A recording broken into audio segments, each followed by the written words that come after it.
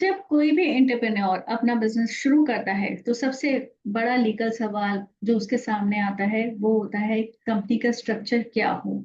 Private limited, LLP या OPC. सही structure choose करना उतना ही इम्पोर्टेंट है जितना एक सॉलिड बिजनेस आइडिया चुनना, क्योंकि यही डिसाइड करता है कि आपकी लायबिलिटी, कंप्लाइंस और फंडिंग के चांसेस क्या होंगे। चलिए इन तीनों को डिटेल में समझते हैं। सबसे पहले आता है private limited company. Private limited companies act 2013 से गवर्न होता है। इसमें मिनिमम 2 डायरेक्टर्स और 2 शेयर होल्डर हो सकते हैं और मैक्सिमम मेंबर्स 200 तक हो सकते हैं। सबसे बड़ी बात यह है कि यह एक सेपरेट लीगल एंटिटी होती है। मतलब कंपनी और उसके ओनर्स अलग होते हैं और ओनर्स की लिमिटेड लायबिलिटी होती है। इस वजह से इन्वेस्टर्स प्राइवेट लिमिटेड को प्रेफर करते हैं, क्योंकि शेयर्स इशू करके फंडिंग इजीली होती है। लेकिन इसके साथ एक चैलेंज है, कंप्लाइंस काफी ज्यादा होती है। हर साल आरओसी फाइलिंग, बोर्ड मीटिंग्स और स्टैट्यूटरी ऑडिट कंपलसरी होता है। मतलब क्रेडिबिलिटी हाई होती है पर मेंटेनेंस भी हैवी होती है। अब बात करते हैं लिमिटेड लायबिलिटी पार्टनरशिप की, दैट इज एलएलपी।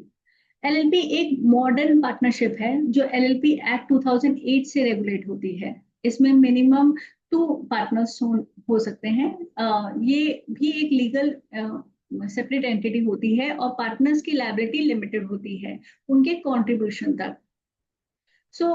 मतलब अगर एलएलपी के ऊपर कोई लायबिलिटी आती है तो पार्टनर्स की पर्सनल प्रॉपर्टी सेफ रहेगी जब तक उन्होंने कोई फ्रॉड या रॉन्गफुल एक्ट नहीं किया हो। कंप्लाइंस प्राइवेट लिमिटेड से बहुत कम होते हैं। ऑडिट सिर्फ तब कंपलसरी है जब टर्नओवर 40 लाख से ज्यादा हो या कंट्रीब्यूशन 25 लाख से ऊपर हो। ये स्ट्रक्चर टैक्स फ्रेंडली भी है और प्रोफेशनल्स जैसे लॉयर्स, सीए, कंसल्टेंट के लिए काफी यूजफुल है। लेकिन इसका एक लिमिटेशन है, एलएलपी शेयर इशू नहीं कर सकता। इसलिए वेंचर कैपिटल या इक्विटी इन्वेस्टर्स इसमें कम इंटरेस्ट लेते हैं। मतलब अगर आपको फंडिंग चाहिए तो एलएलपी शायद आपकी बेस्ट चॉइस ना हो। थर्ड ऑप्शन आता है OPC, that is one person company. OPC को कंपनीज एक्ट 2013 ने इंट्रोड्यूस किया था, स्पेशली सोलो फाउंडर्स के लिए। इसमें एक ही पर्सन शेयर होल्डर और डायरेक्टर हो सकता है, लेकिन नॉमिनी अपॉइंट करना मैंडेटरी होता है। ओपीसी भी सेपरेट लीगल एंटिटी है और लिमिटेड लायबिलिटी को प्रोटेक्ट करती है।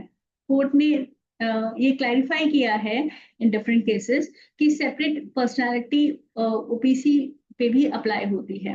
ओपीसी उन सोलो एंटरप्रेन्योर्स, ट्रेनर्स, फ्रीलांसर्स के लिए परफेक्ट है जो अपना ब्रांड कॉर्पोरेट फॉर्म में दिखाना चाहते हैं। लेकिन ओपीसी की कुछ रिस्ट्रिक्शंस हैं, जैसे सिर्फ इंडियन रेजिडेंट ही ओपीसी बना सकते हैं। इसमें एफडीआई अलाउड नहीं होता है और अगर टर्नओवर 50 करोड़ से ऊपर हो जाए तो उसको प्राइवेट लिमिटेड में कन्वर्ट करना पड़ता है। तो फिर बेस्ट कौन सा है? इसमें एक यूनिवर्सल आंसर तो नहीं है। हर स्ट्रक्चर एक स्पेसिफिक पर्पस सर्व करता है। अगर आप सोलो फाउंडर हो और लिमिटेड लायबिलिटी के साथ एक कॉर्पोरेट एंटिटी चाहते हो तो ओपीसी आपके लिए परफेक्ट है। अगर आप एक प्रोफेशनल फर्म हो और कंप्लाइंस कम रखना चाहते हो तो एलएलपी बेटर है।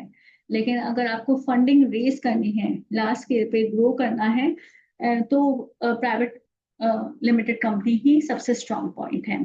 So this is all about the business structure what you should opt.